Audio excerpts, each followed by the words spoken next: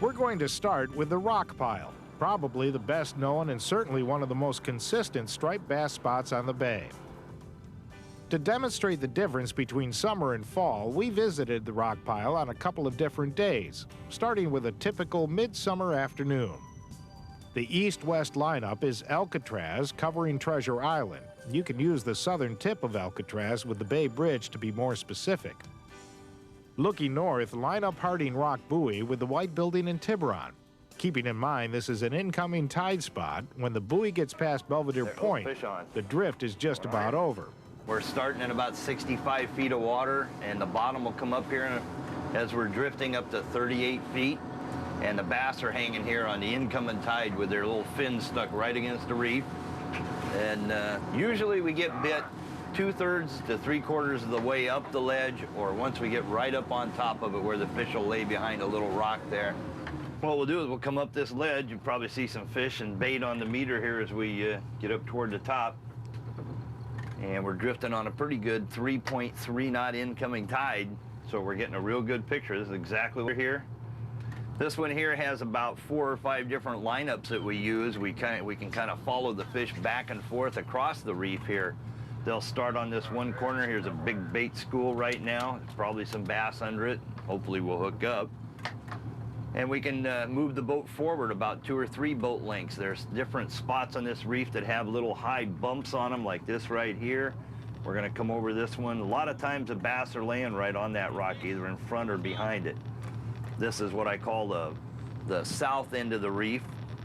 Then there's a middle spot, and there's quite a few different spots across this reef before it drops back down on the other side. Now there's some fish laying there. Finally, first one today. You don't want to drive over a reef, even though it's 40 feet deep. You don't want that engine noise going back over the spot you're going to fish. Give yourself every advantage you can. A lot of places, whether it's deep or shallow, if you have your GPS lineups, or if you have just visual lineups, which we use here, that's mainly what I use, are visual lineups, cross bearings. Take the time to run out around your structure that you're gonna fish. Don't drive your props over them. You know, it might not make any difference with the current running and the wind blowing and all that, but you might as well give yourself the best shot you can by going out around your reef.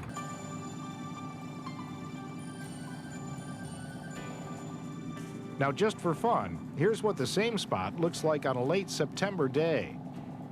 The rock pile rip is perfectly visible at prime time, about 2 hours into the flood tide. There are no other fishermen on the water, and typical for this time of year, stripers are strung from the Golden Gate to San Pablo Bay. By the way, not everything you hook out here has a tail. Starfish, or more appropriately sea stars, are a rather common catch among the bottom-bouncing crowd. Along with the rock pile, Shag Rock is one of the 2 most productive reefs in the main bay. Better yet, it's both an incoming and outgoing tide spot. Today, we're fishing a flood tide. When the water is running out, use the same east-west lineup and simply start on the other side of the reef. Looking north, you'll notice Harding Rock Buoy lined up with an extension of Mount Tamalpais.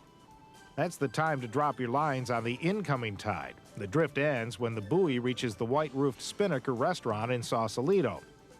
This is an example of a perfect rip at Shag Rock. Here's what's causing the upwelling. We're just now starting to come up the reef here.